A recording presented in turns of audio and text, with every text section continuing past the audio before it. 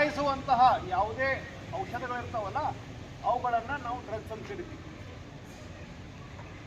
ಇವು ಏನು ಮಾಡ್ತಾವ, ಮನಸ್ಸಿನ ಮೇಲೆ ಪರಿಣಾಮ ಬೀರ್ತಾವ, ಹೆಲ್ಯುಸಿನೇಷನ್ಸ್ ಉಂಟು ಮಾಡ್ತಾವೆ, ಅಂದ್ರೆ ನಿಮ್ಮನ್ನ ಭ್ರಮಾಲೋಕಕ್ಕೆ ಕೊಂಡು ಹೋಗ್ತಾರೆ.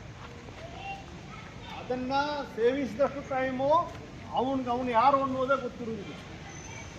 ಸೊ ಇದರಿಂದ ಏನು ದುಷ್ಪರಿಣಾಮ ಅಂತ ಕೇಳಿದ್ರೆ, ಯಾವ ವ್ಯಕ್ತಿ ಭ್ರಮಾಲೋಕದಲ್ಲಿ ಇರ್ತಾನಲ್ಲ ಅವನಿಗೆ ನಾವು ಮಾಡಿದ್ದೆಲ್ಲ ಸರಿ ಅನ್ಸುತ್ತೆ.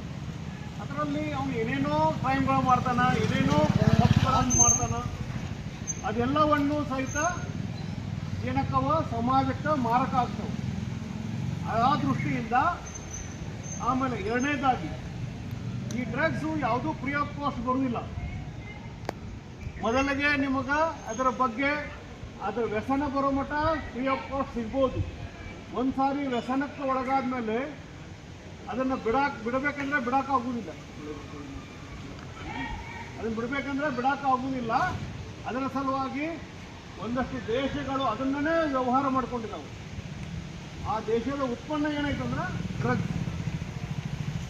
ಅದರ ಸಲುವಾಗಿ ನಾವು ಯಾವುದೇ ದೃಷ್ಟಿಯಿಂದ ಈ ಡ್ರಗ್ಸ್ಗಳಿಗೆ ದಾಸರಾಗಬಾರ್ದು. ನಿಮಗೆ ಗೊತ್ತದ, ಬಟ್ ನೀವೆಲ್ಲ ಒಂದು ಸ್ವಲ್ಪ ಹೊರಗಡೆ ಬಂದು ಜನಕ್ಕೆ ಇದ್ರ ಬಗ್ಗೆ ಅವೇರ್ನೆಸ್ ಮೂಡಿಸಿದ್ರೆ, ನೀವೆಲ್ಲ ಒಂದು ಈ ರೀತಿ ಒಂದು ಮೆರವಣಿಗೆ ಮಾಡ್ಕೊಂಡು ಹೊಂಟ್ರೆ ಆಟೋಮೆಟಿಕ್ ಅಕ್ಕಪಕ್ಕದವ್ರ ಕಣ್ಣು ನಿಮ್ಮ ಮೇಲೆ ಬೀಳ್ತೈತಿ. ಅಟ್ಲೀಸ್ಟ್ ಅವ್ರಿಗೆ ಗೊತ್ತಾಕೈತಿ ಏನಂತ, ಏನೋ ಒಂದು ಅಭಿಯಾನ ಮಾಡತ್ತಾರೆ, ಎದ್ರ ಬಗ್ಗೆ ಐತೆ ಅಂತೇಳಿ ನಿಮ್ಮನ್ನು ಕೇಳಿದ್ರೆ ನೀವು ಅಷ್ಟು ಹೇಳಬೇಕು ಅವ್ರಿಗೆ. ಡ್ರಗ್ಸ್ ಅನ್ನೋದು ಬಹಳಷ್ಟು ಅಪಾಯಕಾರಿ ಐತಿ. ನಿಮ್ಗೆ ಗೊತ್ತಿದ್ದಂಥ ಅದು ಯಾವ್ದಾದ್ರು ಒಂದು ಡ್ರಗ್ಸ್ ಹೆಸರು ಹೇಳ್ತಾರೆ. ಗಾಂಜಾ ಹೆಸರು ಕೇಳಿದಿರಲ್ಲ, ಗಾಂಜಾ ಅಂತೇಳಿ. ನೆಕ್ಸ್ಟ್ ಟೈಮ್ ಯಾವಾಗಲಾದರೂ ನಿಮಗೆ ಒಂದು ಸಾರಿ ನಿಮ್ಮ ಕ್ಲಾಸಿಗೆ ಒಂದು ಕ್ಲಾಸ್ ತಗೊಂಡು ನೀವು ತೋರಿಸ್ತೀವಿ.